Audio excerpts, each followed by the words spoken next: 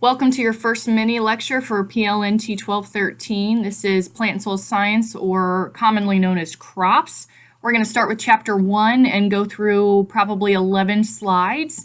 In this first chapter, we're going to talk about the history of agriculture. And as you read this week and as you look at your assignments and do your assignments and your discussions, you're really going to start to see the vast difference of American agriculture from the Civil War time until now. So we are going to talk a little bit about the main points and really look at what you're going to need to know for chapter 2 as well. So here we go. Here's what we're going to talk about in chapter 1. We'll look at the human beginnings of agriculture. We'll look at the development of agriculture, and then we'll tie that into American agriculture and how things used to be back in Civil War times and how they are today and what the differences between the two are. All right, so one of the big things that I want to hit on is that agriculture has been extremely instrumental in how civilizations develop, so how humans develop. You know, we've talked about, you'll read about nomads, you'll read about people that go to food and how they make food. And so that really signifies how American agriculture and agriculture in general develops citizens. And we'll also look at how domestication has occurred throughout the United States and throughout regions of the world. You know, how we now have horses that we can train, we have cattle that we show. You know, how did that come about, and why is that a thing now? And so that's one of the other things we'll look at. And then we're also going to look at some pretty important Native American cultures that depended on agriculture, that needed agriculture, and that showed other people how to plant and how to farm and ranch and really depend on agriculture as themselves. One of the big things that we'll look at more so in chapter 2, but one of the big issues with chapter 1 and what I really want you to see is subsistence level farming, and how U.S. was once a subsistence level farming. And we'll talk about that in class a little bit, and you'll have a activity for that. But subsistence level farming is something that we as the United States have kind of evolved from, and now we're kind of on that sustaining level. But that subsistence level was really important in terms of how we developed as a human, and how we developed as agriculturalists. And then we're going to look at how productivity of American agriculture has increased. You know, back in the 1930s, people would have 6 or 7, 8 workers on a farm, and now it's 1 or 2, and 1 being the owner and 2 being just a hired hand. And so we've really become intense on the way on how we produce agriculture, how we produce crops and livestock, but we've gotten really good at efficiency and technology, and so that's pretty important. Now let's look at the definition of agriculture. So what do you think agriculture is to you? What is agriculture to you? So ag is the science and the art of producing crops or livestock under supervision of humans in a specific location. So you are in charge, the human is in charge, and you are trying to manage different aspects of that farm or of that ranch in terms of agriculture. It's a science because we have to hypothesize, we have to come to conclusions, we have to change the way we do things if they're not working out. And it's an extreme art because of the time and the blood, sweat, and tears that we put into our farms and our ranches and in any spectrum of agriculture as well.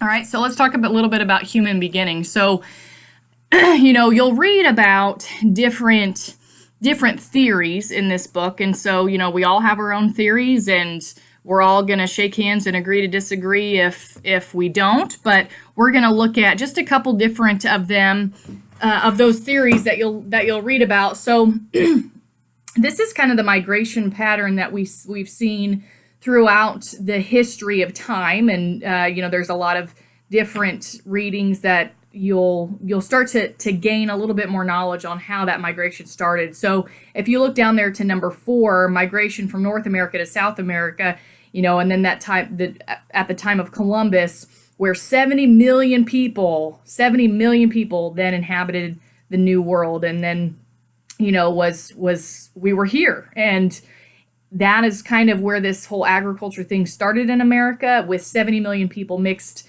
in then with our Native American folks, and we'll talk about those main tribes in just a minute. But if you look at those paths, I mean, just thinking back, if you could imagine 400 years ago making that path across the Bering Sea, coming down through Alaska and Canada, that had to have been treacherous. And then, if you were on that ship with Columbus, sailing through, had to have been treacherous. So, as Americans, we really tried, or we really got a lot of really neat places, pretty neat places, but I couldn't imagine, making that trek to the new land. And then, oh, by the way, you got to learn how to farm and ranch. So that's pretty cool. So those are just a couple different migration patterns that you see. The seasons and how nature developed. They had botanical knowledge. They used plants for everything. They used plants for medicine. They used plants for food. One of my favorite things about hunters and gatherers is the aloe vera plant. So if hunters and gatherers weren't a thing, we wouldn't have an aloe vera plant, and we wouldn't know, what an aloe vera plant has done. And we'll talk about that in lecture or in class next week. But that's a pretty big deal. And so, taking plants and making aspirin, taking plants and girls, we use there's some plant cells in like your foundation and the makeup that you use. So big things happen because of hunters and gatherers. And then they also learned how to manipulate vegetation. So that's when weeds came along, and that's when they started to think, okay, this Johnson grass isn't very palatable, so I'm not going to eat it. I'm going to pull it. So that's pretty important. They developed extreme hunting strategies. They looked at how they were going to produce clothing and shelter with what they had, and the main part of that was plants.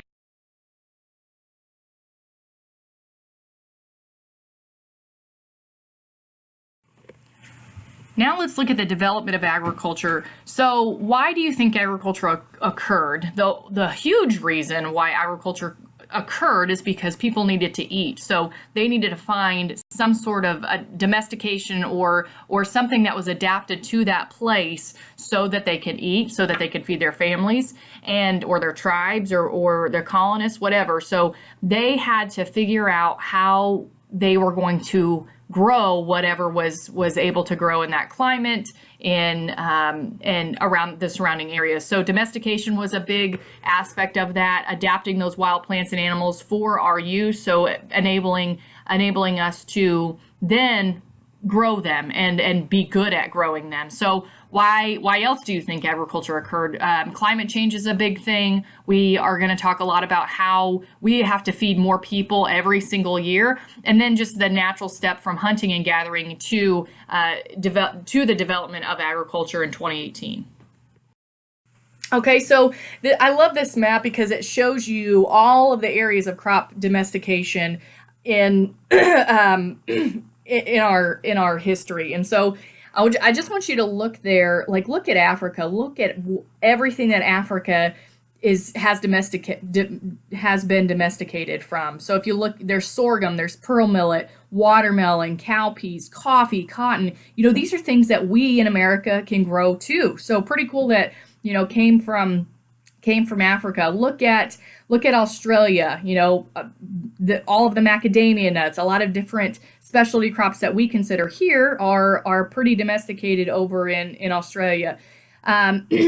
If you look at Europe, rye, oats, sugar beets, cabbage, grapes, olives, those are all really important foods to especially Americans, but all throughout the world. And you can see where those crops have been domesticated from, and that's how we learn to grow them better. So pretty neat map.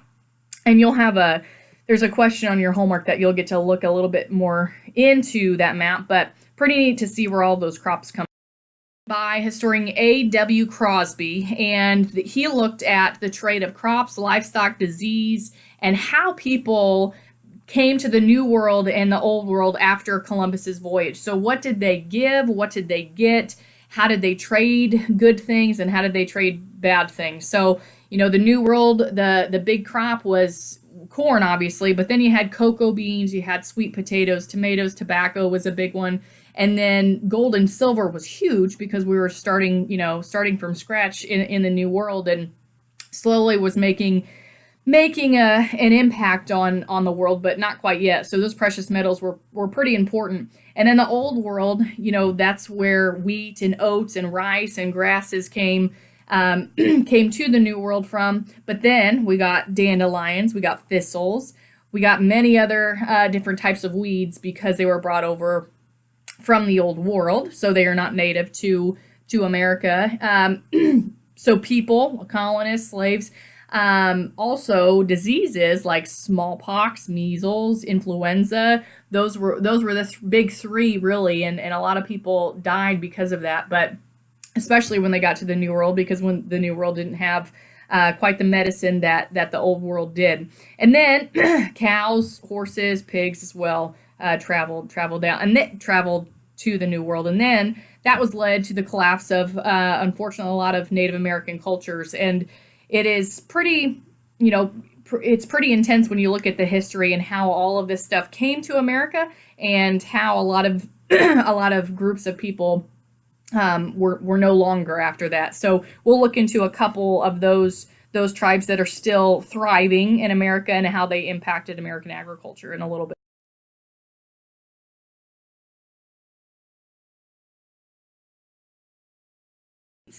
In plants by early agriculturalists. So, one of the main things in the New World was to try and increase plant yield. So we wanted to make sure we had a good yield. And, if you want to compare that to 2018, a good wheat crop, well, no, let's do corn. A good corn crop per acre. And again, they were doing all this by hand. So they weren't farming 4,000 acres of corn. They were farming maybe 40 acres of corn at the most. And so a good yield to them was 12 to 15 bushels per acre. A good yield to us, on a good day, I'll jump up and down all day if we hit 150 bushels per acre in Oklahoma. But that was the whole goal, was to increase that plant yield and then increase the seed size, because back then we thought, okay, the bigger the seed, the bigger the plant. Not necessarily true when we look back at it, but that was a big goal to those early agriculturalists.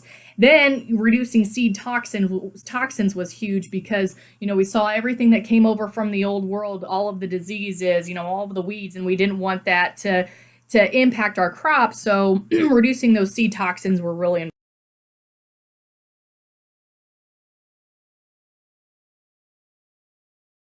Agriculture, and then how we developed as and evolutionized American agriculture.